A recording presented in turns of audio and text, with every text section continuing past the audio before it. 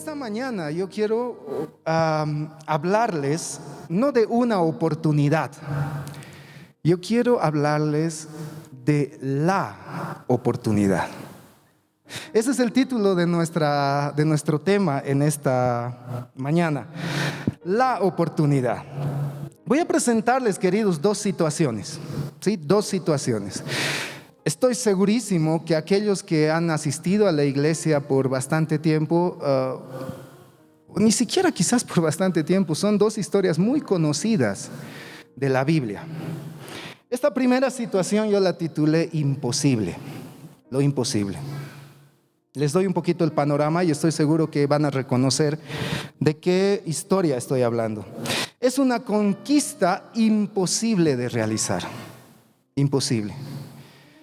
Es un pueblo al que se le ha dado una promesa y se le ha dicho: vas a tener tu propia tierra, vas a tener tu propiedad, vas a tener tu posesión, aquello que más valoras. Y obviamente estoy hablando del pueblo de Israel. Dios, Jehová, les había dicho que del momento que ellos sean libres de Egipto, que Dios mismo los iba a sacar, Él les iba a llevar a la tierra prometida. Y hay toda una historia. Yo les invito, queridos, a leer esta historia. Es el Éxodo. Pero cuando termine el Éxodo, vamos a tener a un pueblo que está a un paso de la tierra que se le prometió. Esa tierra está ocupada, no está libre. Y lo primero que ahí logré yo ver es que Dios es un papá, pero no un papá que malcría. No un papá que cuando el hijo o la hija hace un berrinche, rápidamente corre a traer lo que le está pidiendo. Dios es el papá perfecto que siempre nos va a enseñar en medio de circunstancias complicadas. Entonces, en este momento, el pueblo de Israel, como les digo, está a poquito de empezar a caminar en ese suelo que se le había prometido.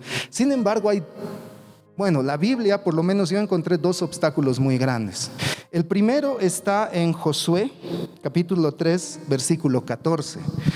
Y acompáñenme, por favor, en la pantalla, porque vamos a leer la versión de la Biblia, de la traducción al lenguaje actual.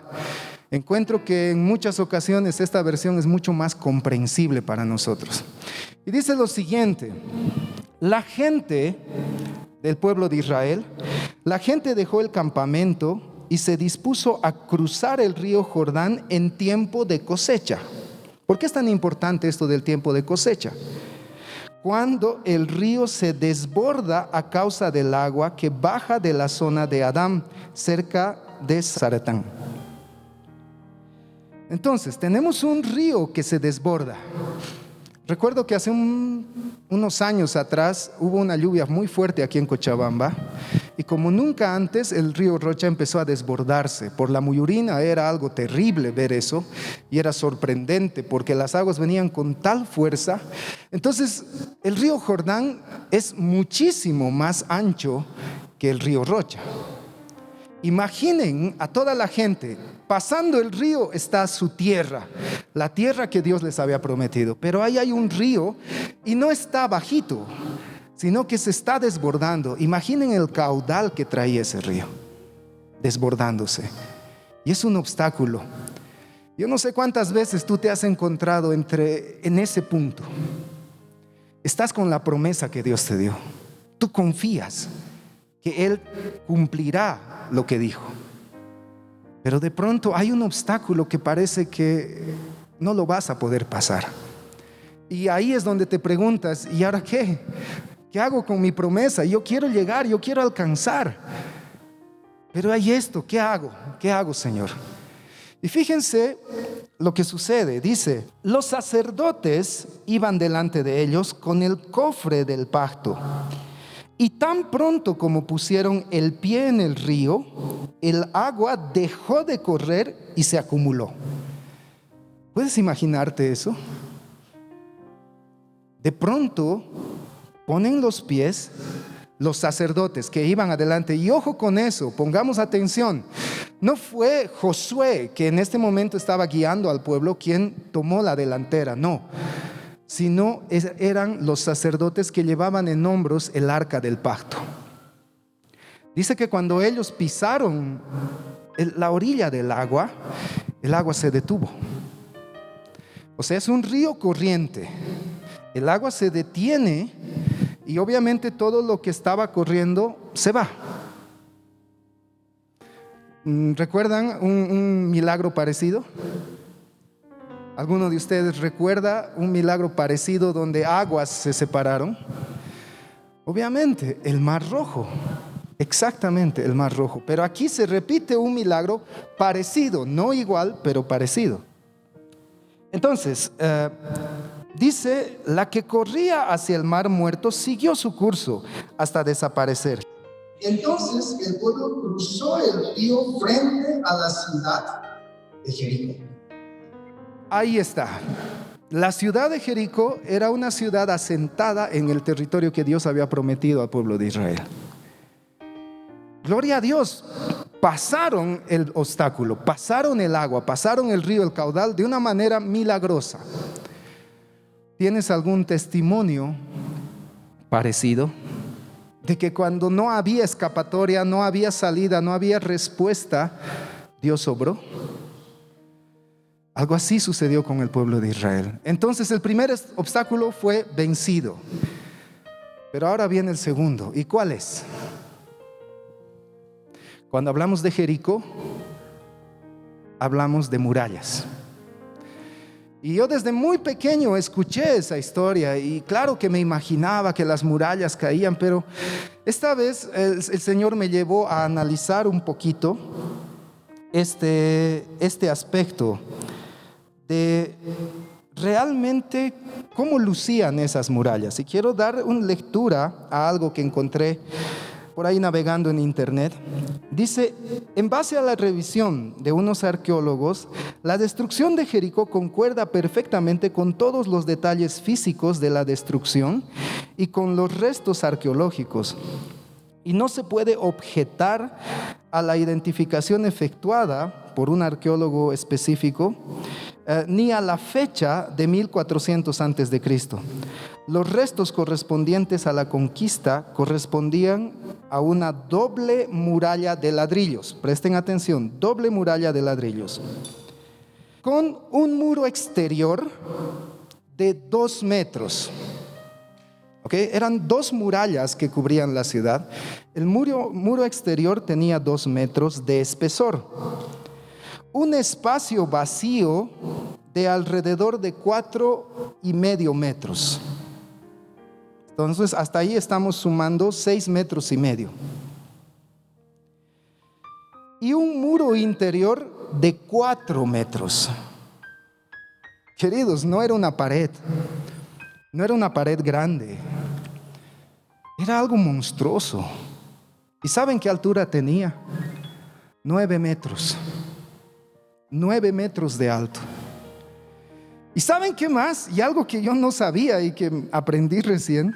Dice que alrededor de esta muralla había una fosa de por lo menos 8 metros entre el suelo fijo y la muralla externa. Wow, queridos, yo no sé si tú fueras israelita y vieras eso, ¿cómo estarías? Dirías, sí, Dios va a poder, porque recordemos cómo era el pueblo de Israel. De pronto Dios los saca de una manera milagrosa de Egipto y a los pocos días o al poco trecho de caminar empiezan a reclamar, llegan al Mar Rojo y dicen, caramba, ¿por qué nos has sacado de Egipto? Y aquí vamos a morir. ¿Por qué no confiar en Dios? Y ahora ellos están frente a esto, 9 metros de alto, alejados 8 metros de ese muro. Imposible. Una situación imposible. El plan para lograr entrar en esa ciudad es una locura total. Josué 6, versículo 2 al 5. Querido pastor, ¿podrías leérmelo estos versículos que están en la pantalla, por favor? Josué, capítulo 6, versículos del 2 al 5. Escuchen, por favor. Entonces Dios le dijo a Josué: voy a poner en tus manos a Jericó, a su rey y a sus mejores soldados. Tú y tus soldados marcharán alrededor de la ciudad una vez al día, durante 6 días. Delante del cofre del pacto irán 7 sacerdotes, cada uno de ellos con una trompeta. El 7º día, todos marcharán 7 veces alrededor de la ciudad, mientras los sacerdotes tocan sus trompetas. Después de eso, ellos darán un toque largo. En cuanto lo oigan, todos los hombres gritarán con fuerza y los muros de la ciudad se vendrán abajo. Amén. Entonces cada uno atacará la ciudad sin dar marcha atrás. Gracias. Gloria a Dios. ¡Wow! ¿Dónde fueron mencionadas las armas? Las espadas, los escudos, las lanzas. Parece que Dios tiene un modus operandi muy similar. ¿Se acuerdan que vimos algo con Gedeón? Algo parecido. Trompetas, gritos. En ese caso también eran ollas de barro. En este caso no. Pero llamo su atención, queridos. Israelitas están ahí. Tienen la orden. Ellos saben qué tienen que hacer cada día. Pero una vez más, aquí hay la presencia del arca del pacto y de los sacerdotes. ¿Por qué no catapultas? Que sería lo más lógico para atacar una muralla. ¿Por qué trompetas? ¿Por qué gritos? Y aquí quiero empezar a que Dios vaya revelándonos la enseñanza de que, querido, tu voz es importante. Tu voz es importante. El arca del pacto representa la presencia de Dios, y los sacerdotes son aquellas personas que llevaban ofrendas del pueblo hacia Dios. Ofrendas del pueblo a Dios. ¿Qué hacemos en el tiempo de alabanza aquí? ¿No te parece que hacemos lo mismo? Levantamos una ofrenda a Dios. Estás actuando como sacerdote. Por eso, es que no es por fuerza ni por violencia, no es con espada que nosotros vencemos nuestras batallas, no es peleándonos y desgastándonos en contra del enemigo, no.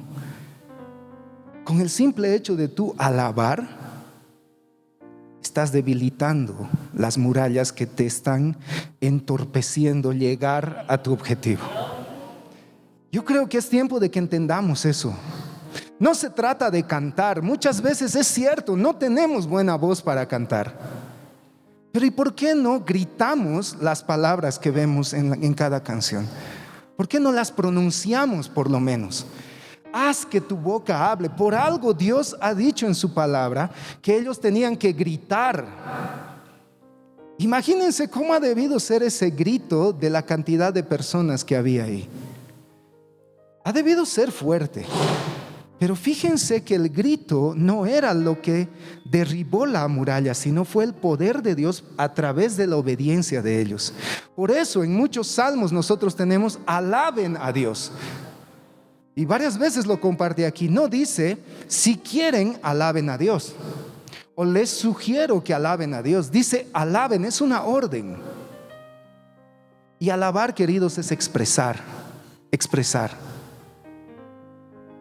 ¿Qué pasa? Ya lo hemos dicho, si en algún momento te falta la voz, ¿cómo alabarías? ¿Cómo expresas?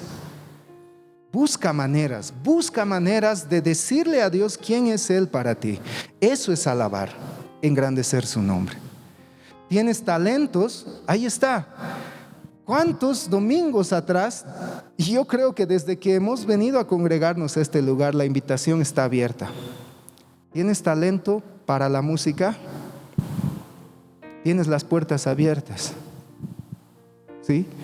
No tienes, muestra, expresión, expresa tu alabanza a Dios. Entonces, de pronto aquí está el pueblo de Israel, cumple con lo que Dios pidió y las murallas caen. La muralla representa, como hemos dicho, aquello que se interpone entre tú y el alcanzar tu promesa. ¿Qué es lo que tú estás esperando de parte de Dios? ¿Qué es aquello que le pides a diario? ¿Qué es lo que le ruegas a diario? ¿Has identificado cuál es esa muralla que está delante de ti? Muchas veces esa muralla es el pecado nuestro mismo. Es que yo sé que fallo. Yo sé lo que le pido a Dios, pero sé que también le fallo. Y que por eso puede ser que Dios no te está permitiendo entrar, porque hay algo que tú tienes que derrumbar. Probablemente, y anoche lo charlábamos en la reunión de jóvenes, probablemente esa muralla es el miedo. En este tiempo de pandemia, ¿en algún momento has sufrido de miedo? A veces el miedo no es por mi vida. A veces el miedo es, ¿y si yo me contagio, qué va a pasar con mi familia? A veces el miedo es lo que se interpone entre tú y alcanzar la promesa. Entonces, fíjate lo maravilloso que sucedió con el pueblo de Israel. Ellos cumplen lo que Dios dijo al pie de la letra, y en el último grito, los muros empiezan a derrumbarse. ¿Recuerdas que te dije que había un foso alrededor de la muralla? Comentan que algunos estudiosos lograron discernir que las murallas no cayeron hacia adentro de la ciudad, sino cayeron hacia afuera. ¿Y qué idea te da eso? La enseñanza, queridos, de esto es maravilloso. Aquello que Satanás pudo haber puesto para interrumpir que tú alcances tu promesa, si tú obedeces a Dios y manifiestas tu alabanza permanente, no solo en la iglesia, permanente a Él, esas murallas van a caer y te van a servir de rampa para que tú alcances tu promesa. ¿No te parece maravilloso eso? Aquello que fue creado, fue levantado para estorbarte, Dios hará que te ayude a llegar a donde tú necesites. ¿Qué Dios más grande tenemos? ¿Y qué necesitamos hacer? Confiar en Él. Yo estoy seguro que si ha habido oportunidad de comentar tu sueño, aquello que Dios quiere, que tú quieres que Dios haga en tu vida con otras personas, quizás han habido comentarios de, uy, pero eso es complicadísimo, uy, no va a dar, no, es que es imposible, o difícil. En este tiempo, aquello que tú estás pidiendo, aquello que estás queriendo, dudo. Pero queridos, no es lo que nos dicen las personas. Ni siquiera es lo que yo creo como debería ser. Nuestro trabajo, si tú eres un hijo de Dios, si tú eres una hija de Dios, es creerle a Él. Creerle a Él. Ni siquiera dejarte impresionar por lo que tienes enfrente. La segunda situación que en esta mañana de la que yo quiero hablarte yo la titulé insuficiente. La anterior era imposible. Y ahora vamos a qué limitaciones tienes. La historia transcurre en el Nuevo Testamento. De pronto vemos una multitud, probablemente de unas 10,000 personas. 10,000 personas que están escuchando a alguien que hace milagros. y le están llevando a todos los enfermos, a todos los que tienen algún problema, y Él los está sanando. Ustedes saben que estoy hablando del Señor Jesús. Mucha gente está acercándose a Él para recibir un milagro de parte suya. Pero dice la Biblia que llegado un momento, el Señor Jesús les dice a algunos de sus discípulos, ¿qué hacemos? Porque ya es tarde y ellos no han comido. Los discípulos le dicen, Señor, envíalos a los pueblos más cercanos para que ellos vayan y se compren algo, porque ya es tarde. Y el Señor Jesús les dice, denles ustedes. Y ahí hay la aparición de alguien que a mí me vuela la cabeza conocerlo. No sabemos su nombre, no se menciona el nombre, pero saben, se dice que es un niño que llevaba, ¿alguno de ustedes se acuerda? Panes y pescados. 5 panes para ser exactos y 2 pescados. Algo que se me había pasado por todas las veces que yo había leído este pasaje, está justamente en Juan capítulo 6 versículo 9. Y fíjense lo que dice. Aquí hay un muchacho que tiene 5 panes de cebada y 2 pescados, pero eso no alcanzará para repartirlo entre los más de 10,000 personas que habían ahí. ¿Notan ustedes el detalle? No sé si a ustedes también se les escapó. Da un tipo específico de pan. Dice pan de cebada. ¿Y saben qué es lo interesante de ese pan? En ese tiempo en Israel era el pan de pobres. Era el pan más barato, mucho más barato que el pan de trigo. Entonces veamos que el niño tiene 5 panes de los, digamos, de menor calidad que se podía comprar, y 2 peces. Yo quiero creer que el niño no ocultó un pan y un pez para él por si acaso y dio los demás. Yo creo que él entregó todo. ¿Por qué? Porque fue llevado hasta la misma presencia del Señor Jesús. ¿Cómo imaginas ese niño entregándole esto a Jesús? Con esa inocencia del niño. El anterior domingo aprendimos acerca de eso como niños. Y es cierto, los discípulos veían como quizás muchos de nosotros veríamos, pero ¿qué es esta cantidad para toda esta multitud? No alcanza. ¿Qué sucedió? ¿Qué sucedió cuando estaba el niño delante del Señor Jesús? El Señor Jesús les dice, a ver, dejen que venga, que se acerque. El Señor Jesús agarra aquello que es considerado de baja calidad, da gracias y les dice a sus discípulos, ahora repartan. 12 canastas llenas de sobras recolectaron los discípulos después de que todos habían comido. En tu familia, ¿quién es quien come más? Tú sabes. Tú sabes cuánto hay que servirle a esa persona. Y tú sabes que si sirves una porción equivalente a todos, de pronto es esta persona la que termina primero y está mirando a los demás. ¿Vas a comer? ¿Te vas a terminar? ¿No hay más? Ahora imaginemos, ¿por qué digo más de 10,000 personas? Porque la Biblia dice que eran 5,000 hombres, ¿sí? Varones, adultos. Pero si en tu casa hay un enfermo, si tu esposa está enferma, obviamente la vas a llevar. Si tienes hijos pequeños, irán contigo.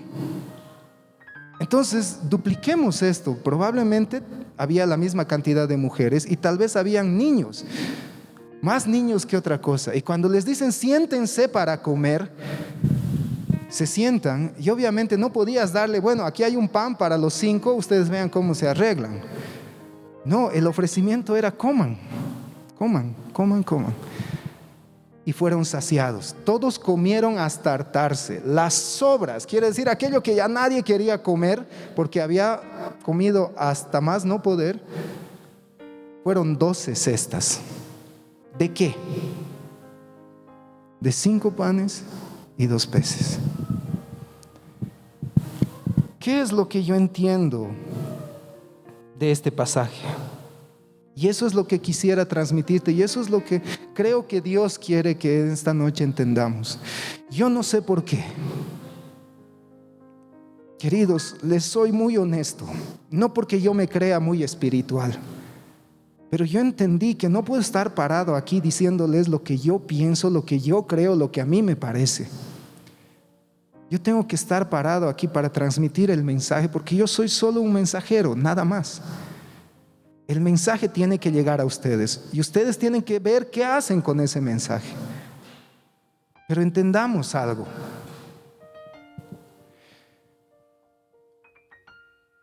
Desde hace varios domingos el Señor viene insistiendo e insistiendo e insistiendo en: sirve, haz algo, usa tus talentos. No te quedes como espectador solamente, sirve. Y esto es tan maravilloso porque si te das cuenta, sí decimos nosotros servir a Dios, nosotros estamos sirviendo a Dios. Pero ¿será que Dios necesita que todos los domingos armemos este lugar? ¿Será que Dios necesita que haya personas que recojan tu ofrenda, tu diezmo? ¿Será realmente que Él necesita? La necesidad de Dios, queridos, es alcanzar a más personas. Y lo que hacemos en este lugar, el que estemos preocupándonos por hacer una conexión por Zoom, no tiene que ver con que Él necesita que tengamos Zoom. Él quiere que estos mensajes lleguen a la mayor cantidad de personas posibles. La necesidad de Dios es alcanzar a otras, pero tu servicio, si bien es direccionado a Dios, Dios lo utiliza para hacer bien a otras personas. ¿Cómo estaríamos en el tiempo de alabanza si no hubiera música? ¿Realmente te animarías a cantar? Es un poco más complicado. ¿Cómo harías si tendrías que quedarte de pronto en tu casa? No podrías venir aquí si no tuviéramos una conexión por Zoom. Entonces te das cuenta que el servicio que Dios quiere que hagas va a beneficiar a los demás, debe beneficiar al cuerpo. Entonces, volviendo, que al siervo inútil Dios lo va a desechar, que empieza a servir como niño, ofrece tu vida como niño, trabaja para Dios. Sea alguien útil en las manos de Dios. Y hoy día no es diferente. Hoy día lo que aquí tenemos es una enseñanza. ¿Cómo conectamos estas dos situaciones? ¿Cómo conectamos la situación de imposible con esta de insuficiencia? Que es que cada vez que somos llamados a servir, queridos, siempre hay algo que nos estorba.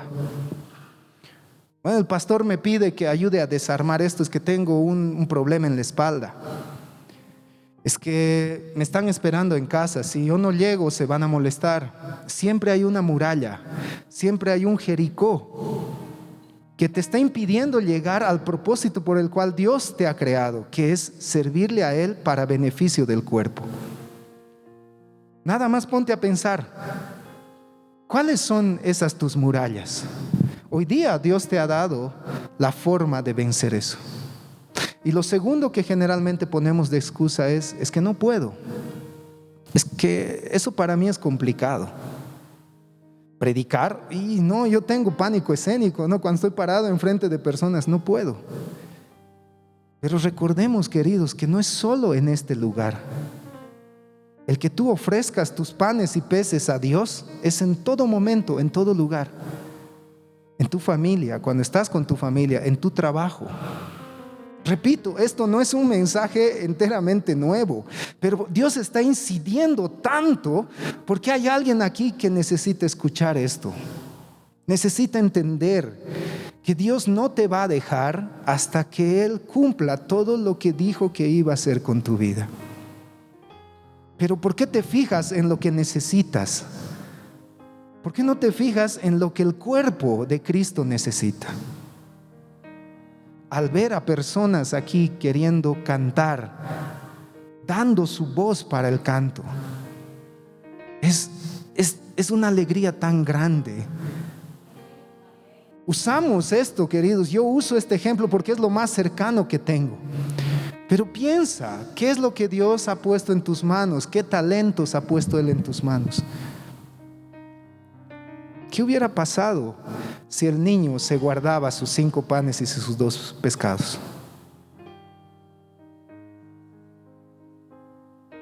¿Qué iba a hacer tanta gente?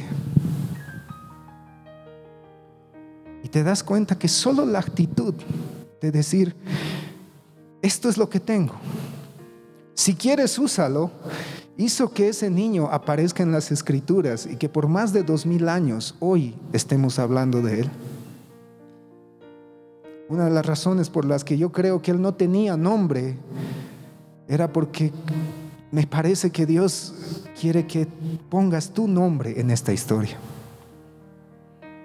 Y de pronto Camila trajo sus 5 panes y sus 2 peces. Y quizás por ahí hermana Karim trajo sus 5 panes y sus 2 peces. Gustavo trajo sus 5 panes y sus 2 peces. Y que con eso Dios alimente a una multitud. No tienes que dar tus talentos al pastor, no tienes que dar tus talentos a la iglesia. Da tus talentos a Dios, ofrécelos a Él. En lo más íntimo de tu relación con Dios, dile: Señor, esto es lo que puedo hacer. Aquí está, ya. Si tú quieres, lo usas. Como un predicador dice, al llegar al cielo, yo quiero estar delante de Él y decirle: si tú no me usaste es porque tú no quisiste, pero yo te ofrecí todo de mí. ¿No crees que eso es mejor que llegar al cielo avergonzados y decir: caramba, perdón, porque no hice? Queridos, entendamos que no hay imposibles y no hay insuficientes delante de Dios. Lo imposible para Él es completamente posible. Lo insuficiente es lo más capaz. Dios te va a capacitar, Él no te va a abandonar. ¿Y quieres una prueba de esto? Vayámonos a Apocalipsis capítulo 3, versículo 7. Dice así: escribe al ángel de la iglesia de Filadelfia: yo soy el verdadero Hijo de Dios, yo gobierno sobre el reino de David. Cuando abro una puerta, nadie puede volver a cerrarla, y cuando la cierro, nadie puede volver a abrirla.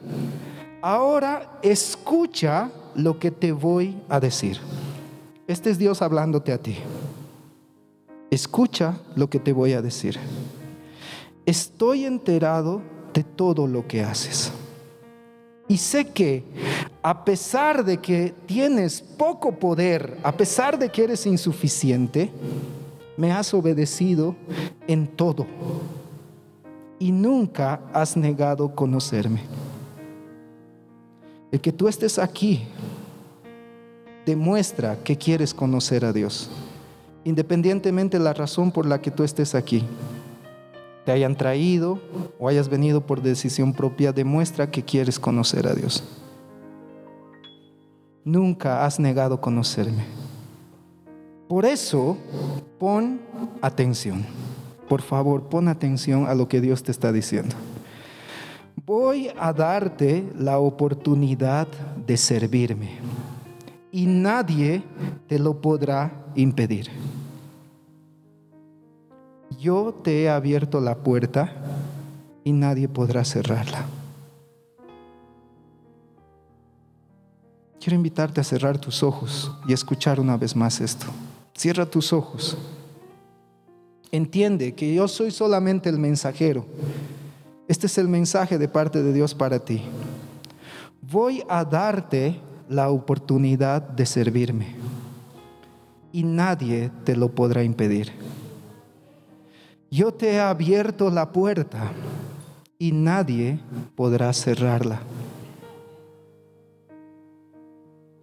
Todos en el mundo tendrán dificultades y sufrimientos, pero a ti te protegeré, porque tú me obedeciste cuando te ordené que no dejaras de confiar en mí.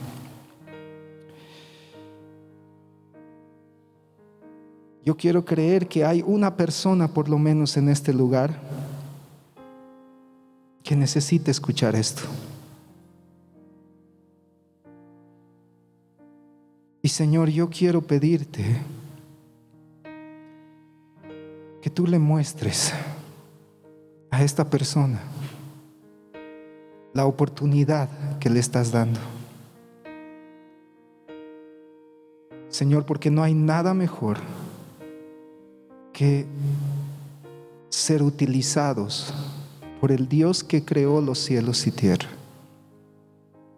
Porque no hay nada mejor que gastarse para aquel que nos amó.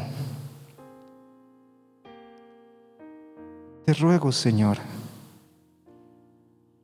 que tú realmente pongas en nosotros ese deseo de amarte con acciones y no solamente con palabras. Amarte, Señor, con lo que somos y tenemos, y no solamente de pensamiento. Yo te agradezco, Señor, porque en esta mañana tú fuiste claro con nosotros, porque nos hiciste entender que no hay muralla que sea más fuerte que tu poder, que nosotros simplemente necesitamos confiar en ti. Gracias, Señor, porque no hay insuficiencia que tú no la puedas cambiar en eficacia, en capacidad. Señor, queremos confiar en esta mañana en ti. Señor, permítenos encontrar ese momento en el cual nosotros te entreguemos nuestros 5 panes y nuestros 2 peces. Señor, utilízalos. Utilízanos para expandir tu reino. Que tu gloria sea manifestada en nuestras vidas, en todo lugar y en todo momento. Señor, gracias por darnos la oportunidad de servirte. Gracias, Señor. Alabamos y glorificamos tu nombre.